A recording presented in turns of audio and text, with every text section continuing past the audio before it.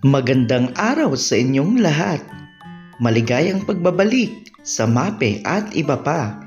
Ngayong araw ay magre-review tayo sa music bilang paghahanda sa ating first periodical test. Handa na ba ang lahat sa ating mga katanungan? Ihanda na ang papel at ballpen para sa susulatan ng inyong mga sagot. Ang ating mga katanungan ay kuha sa mga araling kinds of notes and rest, rhythmic patterns, at time signatures. Para sa ating unang katanungan, paano isinusulat ang dotted whole note? A, B, C, or D? Ballpens up. Ang tamang sagot ay letter B. Ganyan isinusulat ang dotted whole note. Laging tandaan na ang dot ay laging isinusulat pagkatapos iguhit ang mga notes o rest. Para naman sa ating pangalawang katanungan, alin sa mga sumusunod ang may dalawang bilang ng kumpas? A, B, C, or D? Ballpens up. Ang tamang sagot ay letter C. Ang half note ay may bilang ng kumpas o halaga na 2. Para naman sa ating ikatlong tanong, alin sa mga sumusunod na kombinasyon ang may kabuuang bilang ng kumpas na 4? A, B, C, or D? Isulat ang iyong sagot. Ballpens up. Ang tamang sagot ay letter D, sapagkat ang dotted half rest ay may katumbas na 3, samantalang ang beam 8th note ay may 1. Kaya naman 3 dagdagan ng 1 equals 4 na bilang ng kumpas.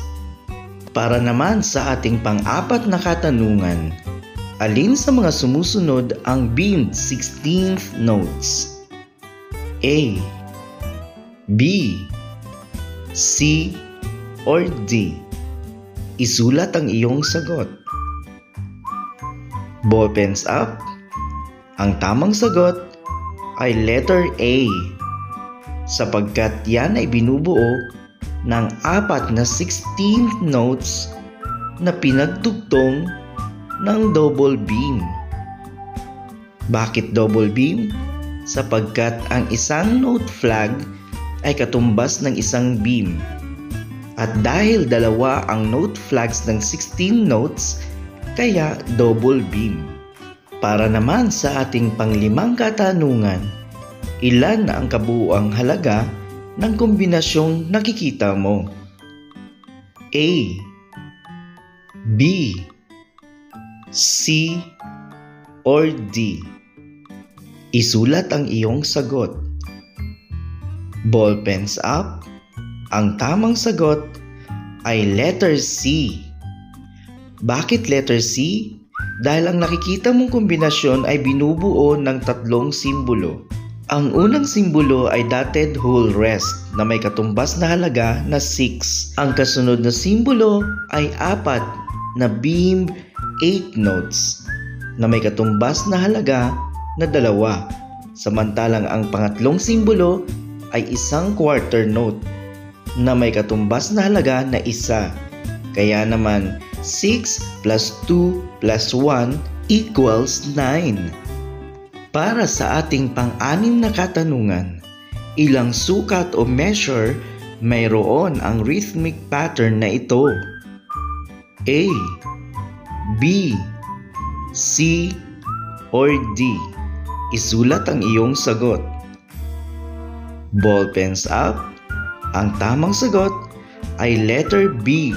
Ang rhythmic pattern na nakikita mo ay may 3 sukat o measure. At para sa ating pang-7 tanong, ilan ang kabuuang halaga ng kumpas mayroon sa bawat sukat ng rhythmic pattern na ito?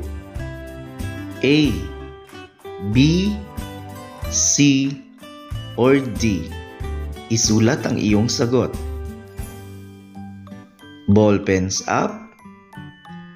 Ang tamang sagot ay letter A, 4, sapagkat bawat sukat o measure ay binubuo ng 4 na bilang ng kumpas. Para sa ating ikawalong tanong, ano ang time signature ng rhythmic pattern na ito? A, 2-4, B, 3-4, C, 4-4, D, 6-8. Isulat ang titik ng iyong sagot. Ballpens up. Ang tamang sagot ay letter B, 3-4, sapagkat bawat sukat ay may katumbas na halaga o bilang ng kumpas na 3. Kaya ang time signature ng nakikita mong rhythmic pattern ay 3-4. Para sa ating pang-siyam na bilang, ano ang time signature ng rhythmic pattern na ito? A, 2-4, B, 3-4, C, 4-4, D, 6-8. Isulat ang titik ng iyong sagot.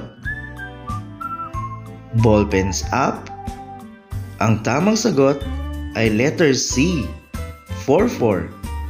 Dahil bawat sukat o measure na nakikita mong rhythmic pattern ay may katumbas na halaga o bilang ng kumpas na 4. Para sa ating pang-10 at huling katanungan, aling rhythmic pattern sa ibaba ang may time signature na 2-4? A, B, C, or D? Isulat ang titik ng iyong sagot. Ballpens up. Ang tamang sagot ay letter D, sapagkat bawat sukat o measure ng nakikita mong rhythmic pattern sa letter D ay may katumbas na bilang ng kumpas na 2. Kaya naman ang time signature niyan ay 2-4. Samantalang ang time signature ng A ay 4-4. Ang B ay 3-4. At ang C ay 3-4. Nakuha mo ba lahat ng tama?